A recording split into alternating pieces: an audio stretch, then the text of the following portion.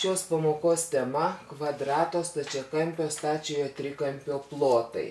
Mes gerai žinom tų plotų skaičiavimą, dar kartą tik tai prisiminkim.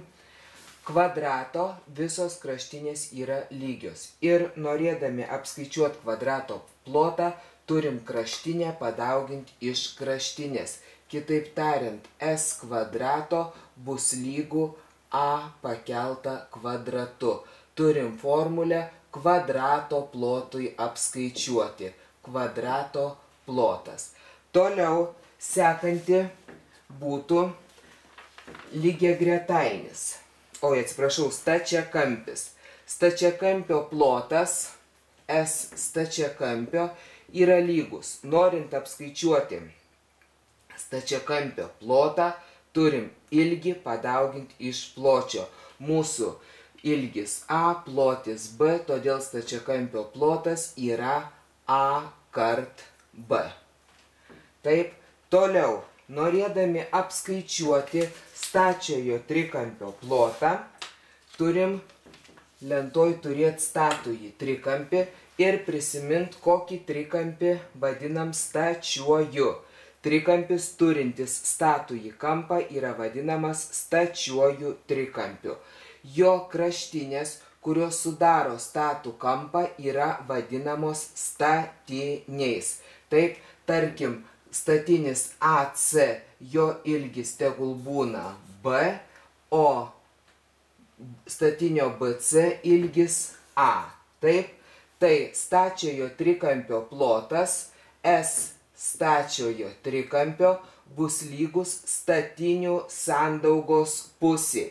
A kart B padalinta iš 2. Trupmenos brūkšnys reiškia dalybą. Plotai yra matuojami kvadratiniais vienetais. Taip, tai dabar 1 kvadratinis centimetras turi 100 kvadratinių milimetrų.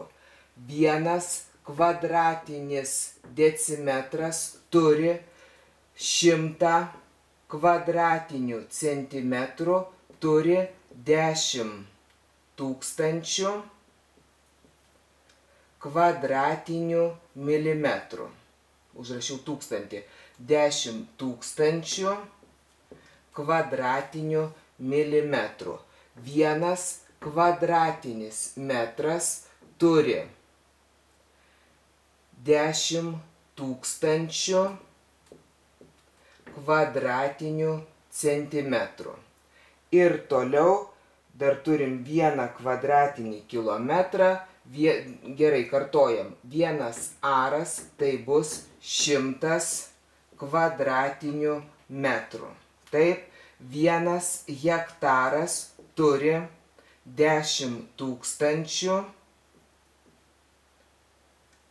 kvadratinių metrų. Ir 1 kvadratinis kilometras turi 1 milijoną kvadratinių metrų. Tokie yra ploto matavimo vienetai. Aišku, dar galim užsirašyti, kad 1 hektaras turėtų 100 arų. 100 arų.